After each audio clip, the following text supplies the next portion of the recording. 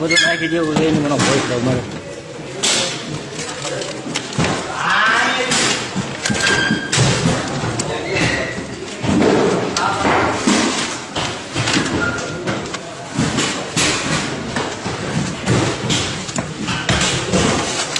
nakin yun yan.